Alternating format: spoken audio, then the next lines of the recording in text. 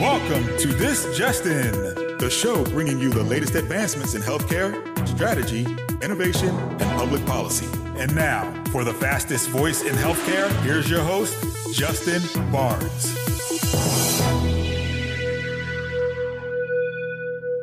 Thank you for tuning in, and welcome to This Just In. I'm your host, Justin Barnes. In these segments, I'll bring you the latest advancements in healthcare, strategy, innovation, and public policy. As always, we're broadcasting from the This Just In studios on the Business Radio X network, as well as the Healthcare Now radio network.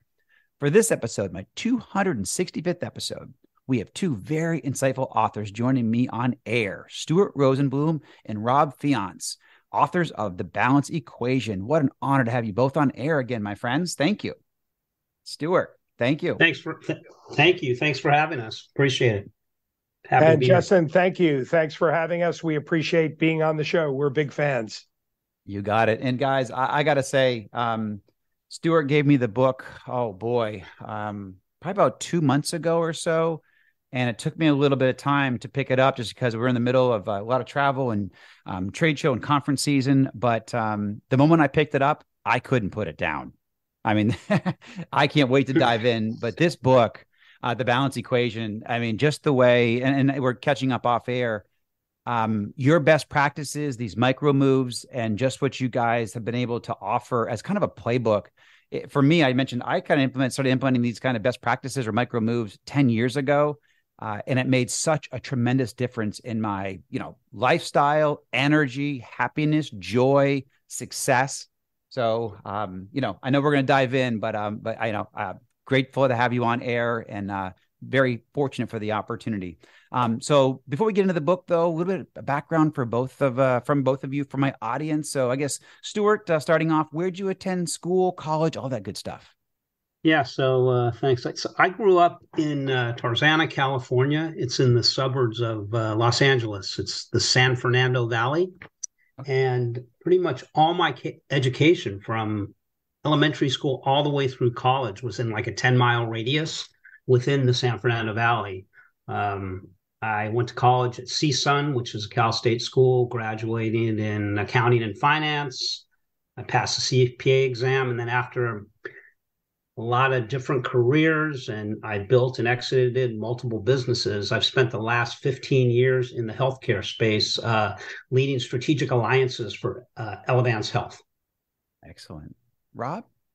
I grew up in Long Island, New York. Went to high school at Great Neck North High School out on Long Island.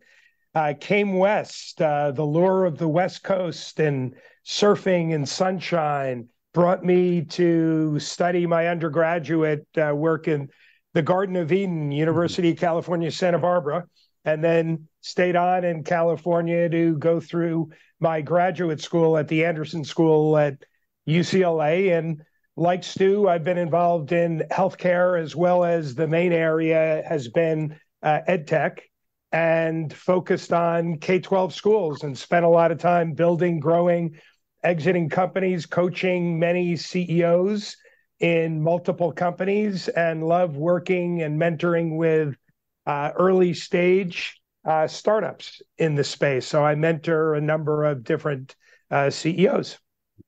I love it. Very cool. And you both became phenomenal authors as well. So in that direction, give us an elevator pitch for the book. Rob, please. Sure.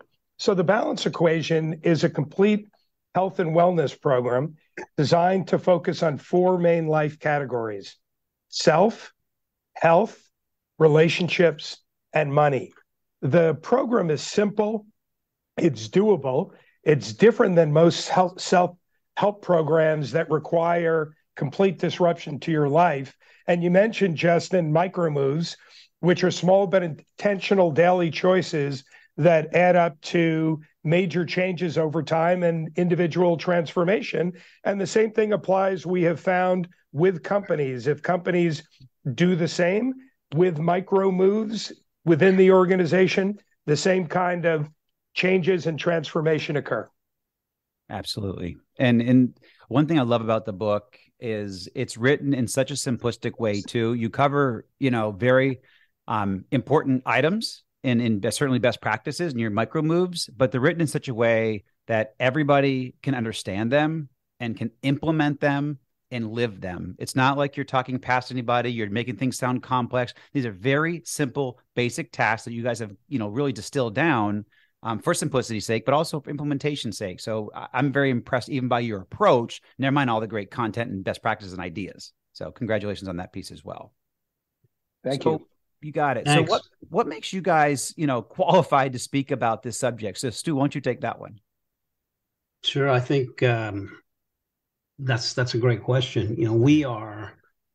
We're both have gone through a lot of struggles in our lives, so we have a lot of life experience, and we're just two regular guys, that have our own personal stories. I have mine, Rob has his. It has many highs and lows that have included, many experience of digging out and then finally taking a step back to see, my life wasn't working and I wanted it to be different. And when we looked for programs to help us, we couldn't find a complete program that helped us really assess how we felt about the different categories in our lives with a process to help us feel better. We're both daily practitioners following the balance equation program, which, include a lot of micro moves. Mm-hmm. And like for me, an example of one of my micro moves is I never read books before. Now I read consistently 10 minutes a day, and I read, 15 books a year. Yep. So that's kind of what happens here. Yeah. I mean, anything you want to add to that, Rob? I'd say as Stu mentioned, Justin, we're practitioners. So we have been living and breathing and going through the day-to-day struggles with balance for the past 10 years, initially on our own and together during the past 5 years developing the program. Yeah. I mean, go ahead, Stu. Yeah, I would also add to that, from my experience in being in the healthcare industry, everybody's talking about now about whole health, which is, all aspects of health, not just the medical side of things. And so coincidentally, this thing connects with it. It's not, we didn't plan it that way, but that's what kind of the current state of the industry is. So true. And so I'll give you a couple of examples. What really jumped out to me was just about, there's a action in here. It's Sherry's sleep routine, about, 500 milligrams of calcium and 250 milligrams of magnesium before she goes to bed. And that helps, get a good night's sleep. Most Americans can use some capacity of that just for getting a better night's sleep. And certainly me, I mean, I try to get 7 to 8 hours every single night, but if there's something that can actually make, naturally that can help me sleep better, I don't, like to take any prescription medication or anything sort like that. So, I mean, but this, if I'm going to absolutely implement this in my life, this calcium, magnesium. So that was a very simple recommendation, all natural, and a lot of this, like you said, these are social aspects. I mean, we all know about, Western medicine, and you can certainly take drugs and all those kind of things, but you guys really integrate, just, social aspects and mental health. And obviously we have, physical health. But then also, work and emotion and balancing all of that. Again, you go back to the balance equation, but all of these levers are critically important. It's not just you can't just do one thing and expect, just to, take a pill and it fixes everything, or just run and that fixes everything, or just eat better and that fixes everything. It really is, a true balance. Again, I'm, not speaking only from the book, but this is something that I've implemented at least for the last 10 years. And you guys know it's a process, it's a journey. I get better at it every year, thankfully. But it certainly takes time, and we're talking again off air, but deliberate actions, and you guys just mentioned it's, Stuart, you're reading, 10 minutes, every day. And I sit down exactly every single morning. I try to scroll at least 30 minutes every single morning to read, Wall Street Journal or some industry articles and journals and rags and stuff like that. But I always, I want to get better. I want to learn. I want to stay informed. So, that's something that's a deliberate action I've taken. And Justin, I think that points out that it takes work, right? For all of us, right? Balance is different for every single one of us, but the common denominator for us all is that it takes work. Anybody who says it's easy, right, isn't really working at it, because it takes those deliberate actions that you mentioned earlier.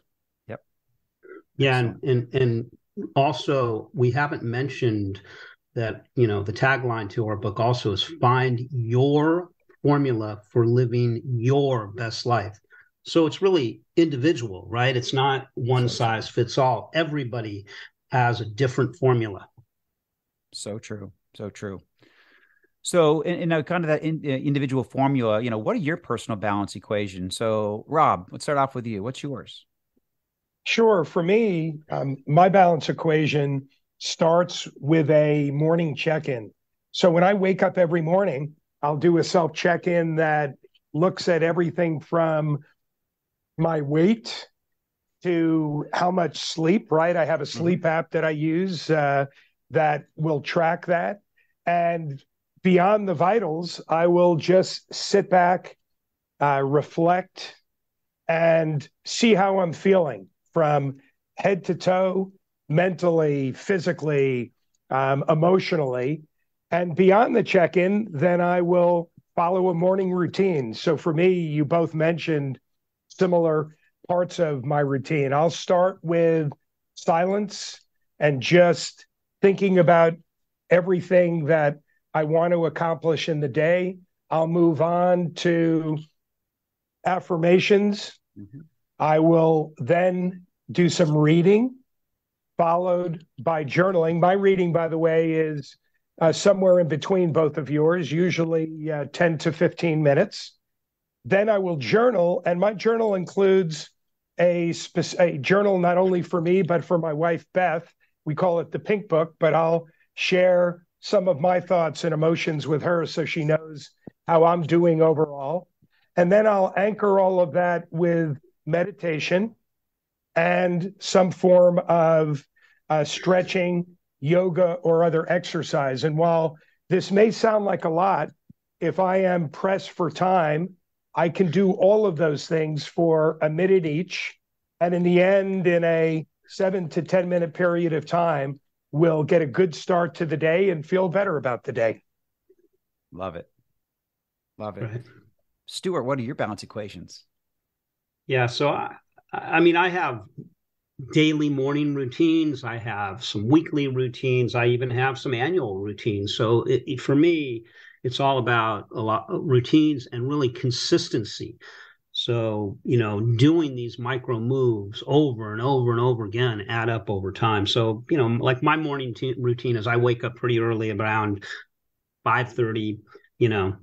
I weigh myself. I throw some water on my face. I go into my office. I do some prayers and some, spirituality rituals. I set the timer and read for 10 minutes. I write one page in a journal every day. I take, some vitamins. After the first vitamin, I do 30 push-ups, and then I do 30 curls, a little something. It's not the full workout, and just, keep going and then I open a spreadsheet up. I reconcile anything that, my accounts. And then I go downstairs, have some coffee, and go for a little walk or workout and start my day. And during that whole time, I'm not looking at my phone, checking emails, anything. I do all of that prior to engaging in any type of work or electronic kind of media, anything like that. It's excellent. Yeah, I mean, I think I'm similar in some ways. I was actually, reading Rob's bedtime routine, which is excellent. So I'm actually take a moment here. We got a extra second. I mean, turning off all screens, engaging in deep breathing and meditation, saying out loud 3 things he's grateful for, saying out loud 3 things he's accomplished today, saying out loud 3 things he wants to accomplish tomorrow, saying out loud 3 affirmations, engaging in more deep breathing and closing his eyes. I mean, these are these are deliberate actions. Actually, I think I do, variation. This is very similar to my routine where I turn off my screens. I do a little bit deep breathing. I pray. I tell God what I'm grateful for and saying things, what I've accomplished and throughout the day and kind of putting my mind at ease, at ease. And I think in prayer does that pretty significantly for me. And then again, as dark as it mentions how importance of having a dark room, which again, I try to do with blackout curtains and no, make sure no devices are bothering you. I've also inserted or implemented a prayer app So I actually go to bed kind of praying actually with this app, which also helps me. So those are just ways I've been able to, decompress from some crazy busy days. So that's awesome. Yeah. That is awesome. And so for guests that have maybe joined us a little late today, my special guests are Stuart Rosenblum and Fiance. So what are some of the driving factors that led you guys to developing the balance equation? Rob, why don't you answer that one? We looked high and low, Justin, in terms of finding programs overall that focused on health and wellness for everything in our lives. And we couldn't find anything. And so Stu and I, based on that, said, what if we developed a program ourselves? And unfortunately, sadly, we both have lost some family and friends in our lives to suicide.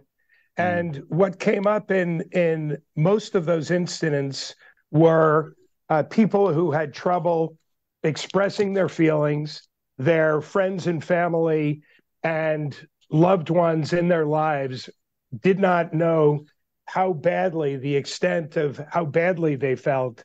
And so for us, a driving force was to help people feel better about their lives. Mm-hmm. And this program was part of that, and also part of our affiliation with the American Foundation for Suicide Prevention, which focuses on prevention. And, for us, that was a big driving force to align ourselves, in those areas, and also being helpful for people. I'm a cancer survivor myself from prostate cancer, helping people find hope and get in touch with their feelings no matter where they were at the different stages in their lives. That's fantastic. And your book is so incredibly timely as we know what's happening in society and in mental health and wellness. I mean, unfortunately, I don't want to be a naysayer, but our health as a country declines every day. We're not getting healthier, but we're getting less healthy and sicker. I mean, I hate to say it again because I'm a very positive and optimistic person, but it's tough. So when when I went through your book, I realized, how beneficial this will be to millions and millions and millions and tens of millions of people in our country. And obviously, 330 plus million, half of them will at least benefit from this tremendously because of what you bring and where we are, unfortunately, with obesity and overweight and depression and mental illness in general. So, you can make a difference. It's not about a drug. Obviously sometimes there is a chemical imbalance, but I'm a firm believer in, exercising, eating well, thinking well, those kind of components. You control a lot of that individually. So if we want to take ownership of it, we can. You obviously may need some, Western medicine for chemical imbalances, and that's completely understandable, and other types of treatments. But, for the majority of us out there, we can handle this ourselves. We can fix a lot of these issues. We're creating chronic conditions when we can actually be solving chronic conditions. And your book is a great start to that. So my personal belief. Thank you. You got it. So what is the balance equation, and what is the secret to achieving balance in our lives? We've covered a little bit of this, but I guess specifically, from a formula and philosophy from the book, what is the secret here? Stu? Yeah. So first of all, I would say in all of this type of stuff, there's no silver bullet, right? There's you got to do the work. And we really thought about it a lot, and we define balance as living a life where all your priorities are reflected by the way you spend your time. So what actions do you take? A lot of people can say, my family is the most important thing to me, but then they go and they work 90% of their time, right? So you're showing by your actions that pretty much work could be the most important thing to you. Mm-hmm. The other thing which was important is, focus on feelings. Because really at the end of the day, how you feel about your life, how you feel about these things, these categories is important, and really the end all. And then, clarity and consciousness. So, get off the autopilot, be aware of what's going on, and take the assessment, right? Make the micro moves. So, and the balance equation, our program there's a process, right? First you assess, and so you take a quick assessment to see how you currently feel. we have 20 subcategories within, the main equation. And then you reflect, you think about the results of your assessment and see, where you want to feel better. And then you prioritize, you choose a category or multiple categories where you want to feel better about. And then you figure out what micro moves could help you to change. Mm-hmm. And then over time, you grow the compounding impact of this assessing, reflecting, and prioritizing. It fuels continued growth and improvement.